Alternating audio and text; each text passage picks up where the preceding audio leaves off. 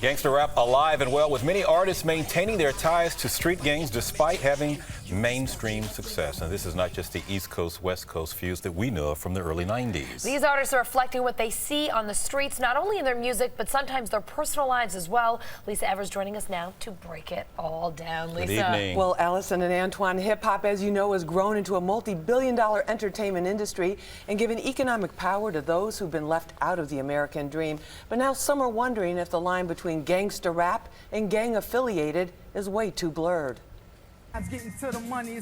You don't have to look too hard for gang colors or tattoos in hip-hop. Superstar Lil Wayne makes no secret of his affiliation with the notorious YSL Bloods in Atlanta. And he's hardly the only one to rep the color red. In Los Angeles, it's the Game.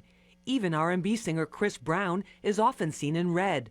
AllHipHop.com CEO Chuck Creekmer says when you're a successful artist, you become an easy target. I don't think there's any pressure on rappers to join gangs. However, I do think when rappers get in the game, it's much like jail or something, where when you get in, you have to find an association that's stronger than you as an individual. For many artists, gangs are what they see every day in their neighborhood, says blood-affiliated rapper Big B's from Brownsville.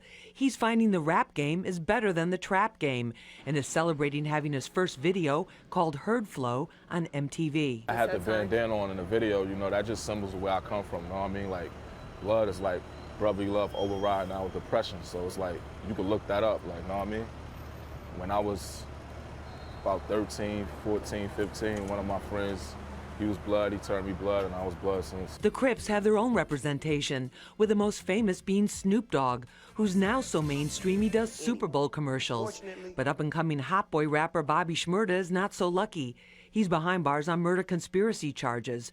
Prosecutors say his GS9 music crew was actually a Crip-affiliated criminal enterprise. Shout out to Bobby Shmurda, free Bobby Shmurda, Roddy, Rebel, and the rest of the GS9 crew. But you know, at the end of the day, they was in the streets before they got their situation. So, you know, certain things they couldn't run from, or who knows, the police probably be pinning that on them, so you never know. Award-winning rapper Kendrick Lamar is trying to put a positive spin on the gang culture for profit. He's using his Reebok sneaker deal to bring Bloods and Crips together with the inner soul imprinted with the word neutral. But at the end of the day, Bees says the idea is to get beyond the street life that can end up costing your life. Rap put food on the table for us for years, like, know what I mean? Like, it helped us. Like, look at the staple. You got Jay-Z. He's the cream of the crop. You got Jay-Z. He's straight out of Brooklyn. You never seen him talk about he was blood or Crip. Now, the Bloods and Crips aren't the only gangs with hip-hop connections.